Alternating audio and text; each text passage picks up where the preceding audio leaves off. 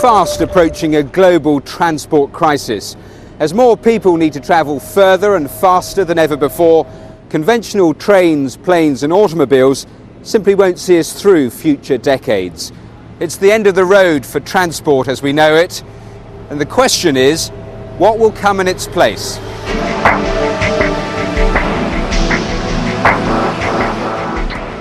"30 years from now, oil reserves will have run dry, there'll be no fuel, the combustion engine will be dead, and the conventional car condemned to the scrap heap."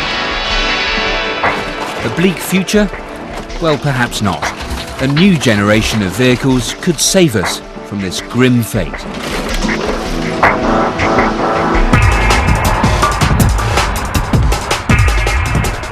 I like this car. It's very quiet. The response of the accelerator is very good. This car drives like any other. Its top speed is 150 kilometers per hour, and it can travel some 450 kilometers before it needs to refuel. But when it comes to the engine, it has more in common with the space shuttle than its petrol-powered cousins.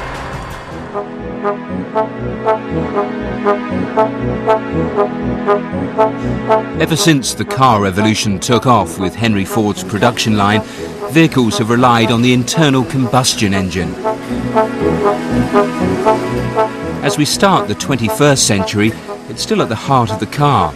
The technology has been tweaked and stretched beyond recognition, but there is a limit beyond which this dirty, smoky machine cannot be taken.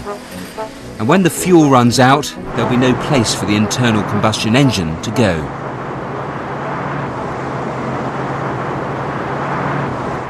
And that's where the Necker 4 comes in.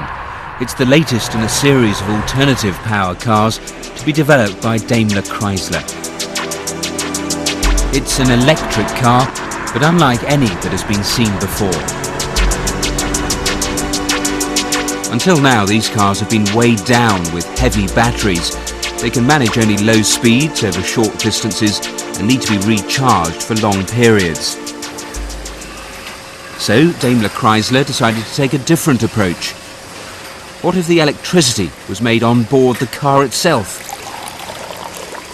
And what if it could be generated using the most abundant fuel of all, hydrogen? We need here no fossil fuels. It means so long we have water energy, the sun is shining, we can produce the hydrogen. And in the same time we don't pollute the environment. The electricity is made inside a fuel cell, a box where hydrogen and oxygen are combined to make water. During the reaction, energy is released, electrical energy that can be harnessed to drive the car. When you push the accelerator, the hydrogen go through this tube into the gas channel, and it provides our fuel cell with hydrogen. From the other side, we supply the oxygen from the air, and we react it inside the fuel cell to electricity.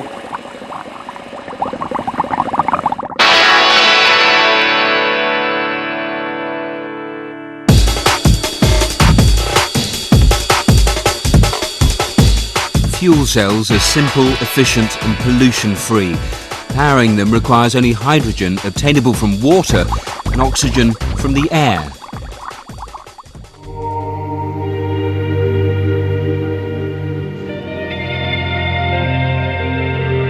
Which is why one country with plentiful supplies of both is planning to convert its entire transport system to fuel cells.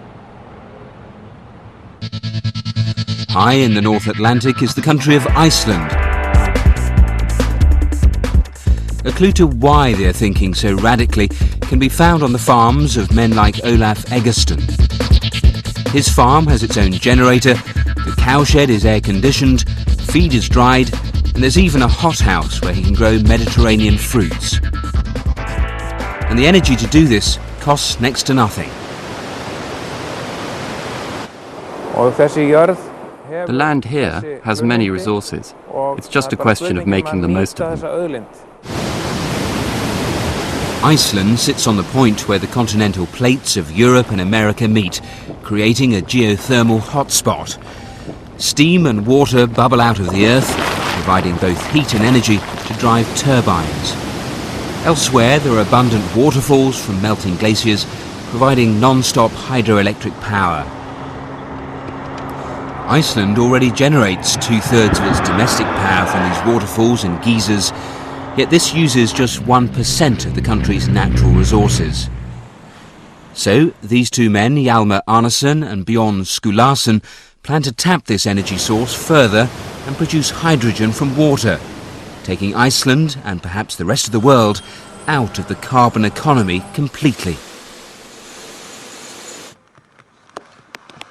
With respect to all the sustainable energy we have here around us and the manpower we have in Iceland, I believe that Iceland will become the first hydrogen society in the world. Arnason is a member of Parliament and a visionary, and he heads a committee that is dedicated to making his dream a reality. He and Skulason have set up a company to draw up the blueprint for Iceland's future, and perhaps the future for the rest of the world. And they've been captivated by the Neckar project's success. The changes with fuel cells could be, to begin with, the buses and the such vehicles. Then you have passenger cars developing, and hopefully the automakers will be mass producing fuel cell vehicles in 2004 or 2005. Hopefully, shortly after that, we will have mass production of ships which could be powered by fuel cells.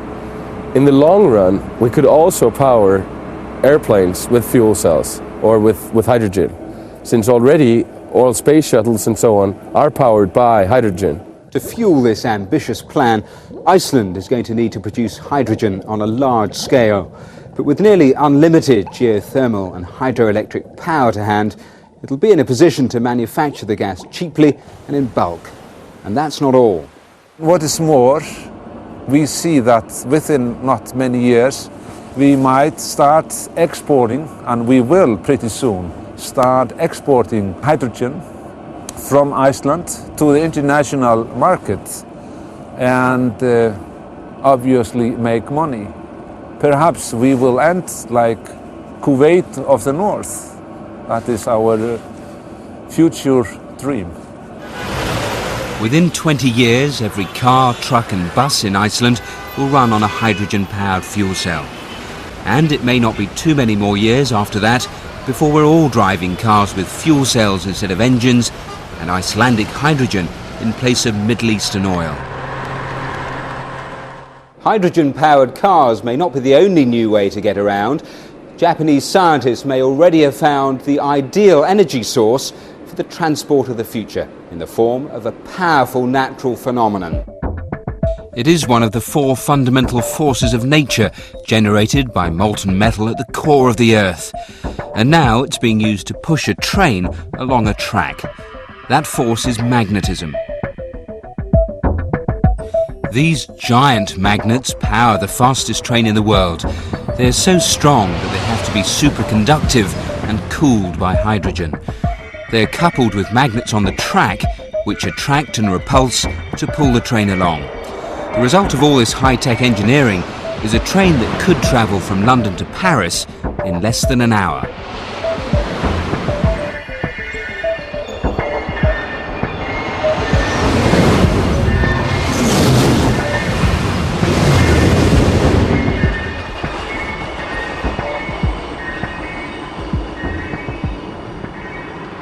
We've developed the maglev with a top speed of 500 kilometers an hour for commercial use. The system's target is to compete with domestic flights, which connect the big cities. The maglev system will cut the journey time between the cities of Tokyo and Osaka to 1 hour, quicker than an aeroplane. I'm sure this system will be adopted in the future.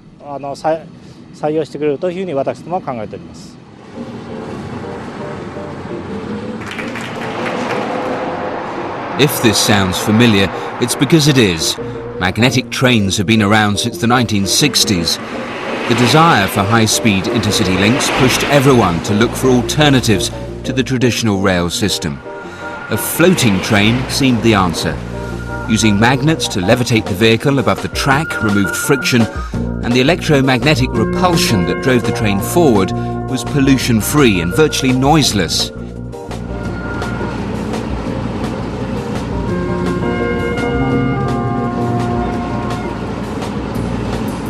It may have been groundbreaking technology, but will it ever be promoted from test track to transport network?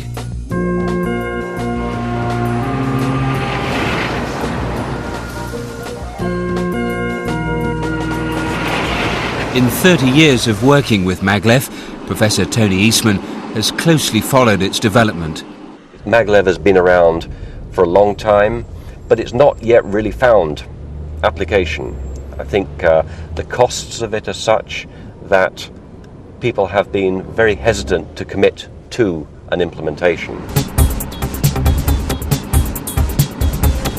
In the meantime, maglev was still being tested, and tested, and tested, without ever making the leap to fee-paying customers. The reason was cost. Maglev is exceptionally expensive, and the comparatively cheap traditional trains were becoming almost as fast. High-speed rail systems have really closed the gap. They have now advanced to 300 kilometers per hour and can go to 320 or perhaps 350 kilometers per hour. I believe that high-speed rail is a more economical system, while not quite so fast. The increased costs that one has to pay for maglev are just not worth the reduction in trip time that such a system could offer. Super-cooled, super-powered magnets may provide speed, but at a price. The technology was simply too expensive to be of practical use.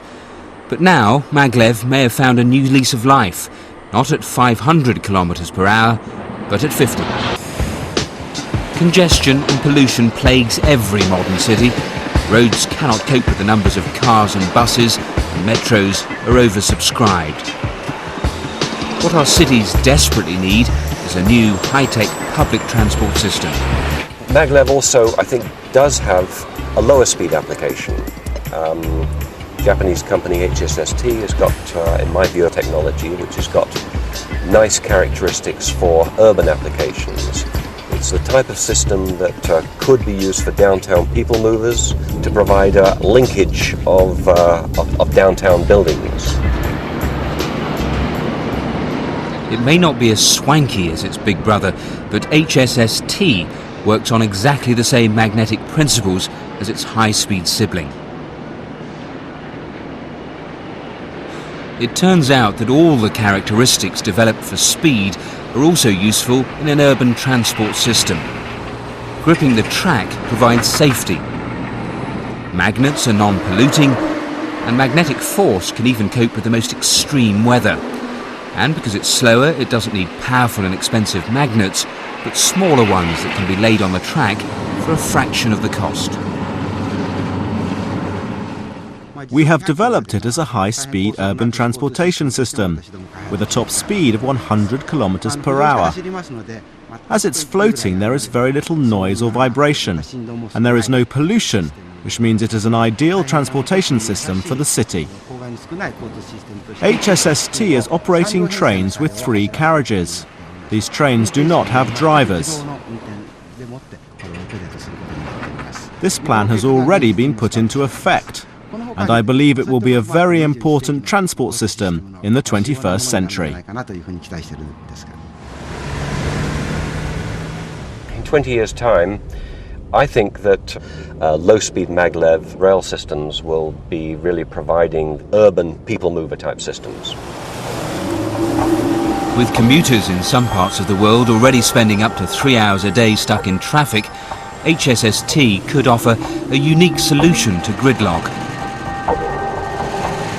What started as an expensive experiment may yet prove to be the answer to our urban transport problems.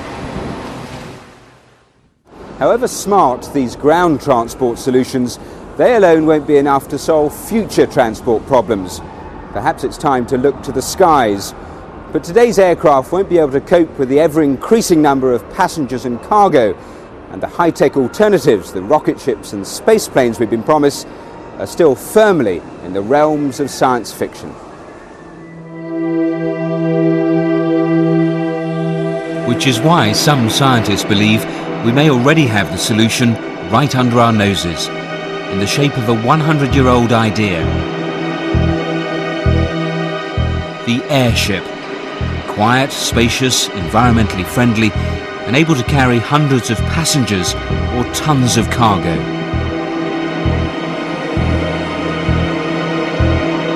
A new era in giant airships is beginning back at the Zeppelin factory in Germany with the revolutionary LZ N07. The flight test phase is over, so it means we know everything of the behavior of the ship, and also we improved, of course, certain parts of the ship, and we are ready for certification now.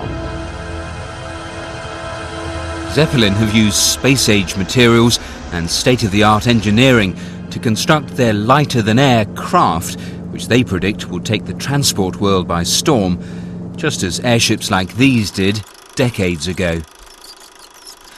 Most of these early airships were rigid, with an elaborate internal skeleton of heavy metal beams. Their huge envelopes were filled with the lightest gas, hydrogen. But this design was fatally flawed. When the Hindenburg exploded into a fireball, it was the beginning of the end for the airship.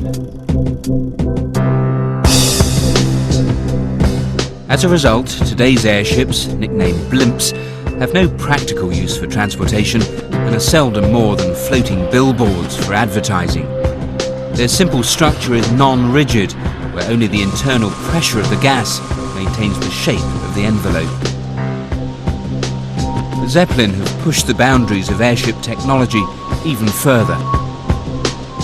Their new design is more than just a bag of gas, like a blimp, and lighter and more manoeuvrable than rigid airships. It combines the best of the past with the best of the present to create a revolutionary design for the future. Dr. Strata, Zeppelin's CEO, explains. This is a totally new approach, of course. The old Zeppelin was a rigid structure. The disadvantage of this structure is, of course, the weight. And if you're going to the aviation, always weight is a critical parameter. And therefore we looked for extreme lightweight design and construction. This is carbon fiber, and that's the lightest material. And that means most of the parts are used from this or made by this material. And the rest, where we need another stiffness parameters, is made from very light aluminium, of course. Everything which is common in aviation and space industry. I ask always people visiting the company what's the estimation of the weight, and their estimation is 500 kilos, 700 kilos. In reality it's 95 kilos, so that means you can see the differences. The Zeppelin's revolutionary design isn't just light. Its new propulsion system gives it greater safety and manoeuvrability than ever achieved before. We designed a new propulsion system, and you see propellers, and we have 3 engine groups on both sides and at the rear end. And these propellers are swiveling propellers, and that means we can start and land like a helicopter.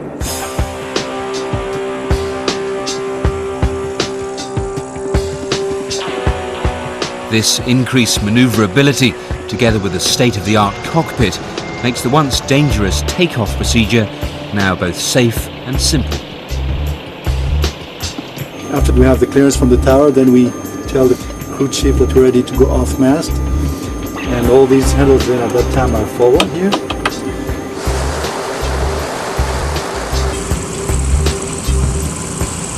And then as we're ready to take off, we lift the vectors and give power with these when the ship lifts almost vertically. Zeppelin's new airship can transport 12 passengers at cruising speeds of 80 miles an hour. Future models could carry many more. But when it comes to solving future transport problems, Zeppelin's new passenger model is just the beginning.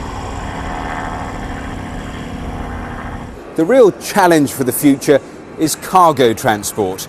If the burden of moving goods and machinery around the world could be taken off the roads, it might make travelling for the rest of us much more bearable.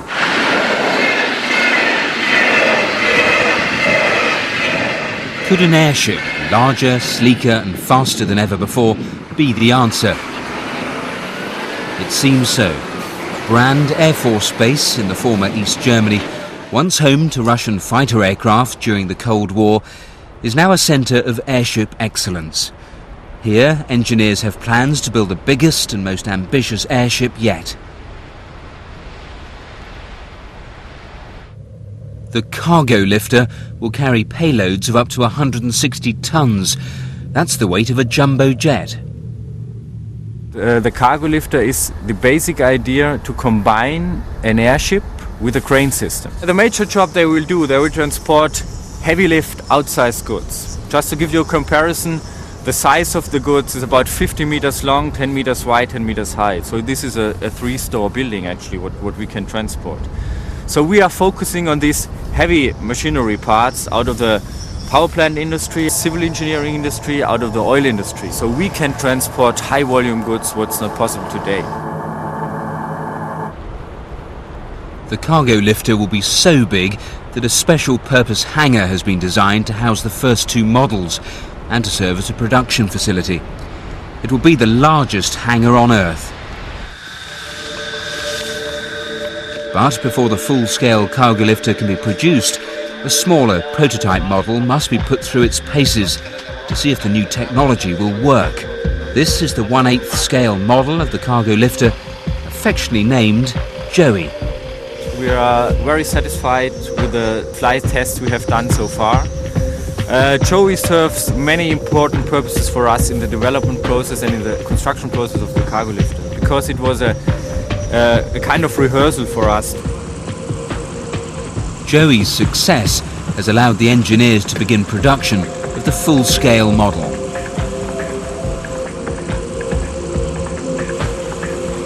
These airships will provide an environmentally friendly, efficient and elegant way of ferrying vast cargoes around the world. Relieving the pressures on ground transportation could yet see the return of giant airships to our skies.